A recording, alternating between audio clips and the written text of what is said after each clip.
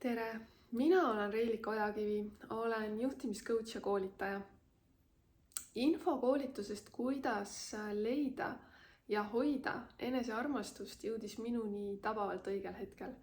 Hetkel, mil minu suhe oli läbi saamas ja ma tõepoolest otsisin sellele küsimusele vastust. Kuidas leida ja hoida armastust, mis saab alguse enesearmastusest. Ja ma otsustasin selle koolitusega liituda. Sellepärast, et ma soovisin iseenda kohta rohkem teadlikuks saada, ma soovisin iseennast paremini mõista, endast paremini aru saada, ennast taas leida. Selle koolituse puhul oli minu jaoks kõige kasulikum see, et ma sain teadlikuks mustritest. Kuidas mustvalgel oli paberil kirjas erinevate harjutuste tulemusena tervikuna nähtav see, millest ma enne ehk olin näinud üksikuid pusletükke, aga ma ei osanud seda tervikpildiks kokku panna.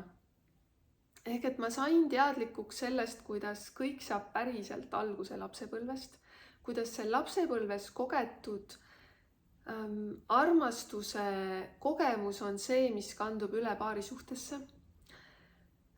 Kuidas me ise teeme niivõrd palju selleks, et kogeda seda uuesti ja uuesti ka paarisuhtes. Kuidas me aitame kaasa sellele, et teoks saaks meie kõige suurim hirm, mida me ju tegelikult kogeda ei taha. Ja teadlikuks sain ka sellest, et milline on see minu kaitsekäitumine valu korral.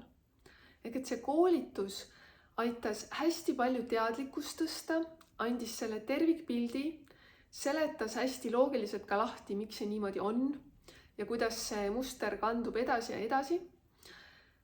Ja mis eriti tore, see koolitus andis kaasa sellise isikliku kasutusjuhendi, et kuidas siis valida teadlikult teisiti, kuidas sellele mustrile teha stopp ja valida see, mida me tegelikult südames valida soovime.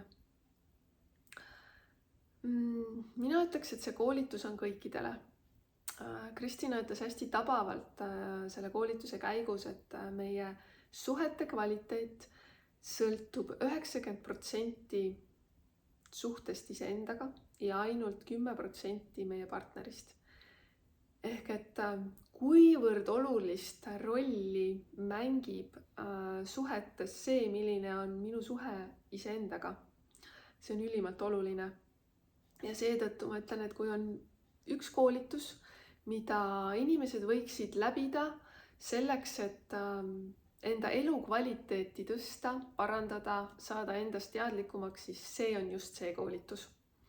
See on silmi avav koolitus, see on elumuutev koolitus, see on hästi personaalne, sa saad enda kohta nii palju teada.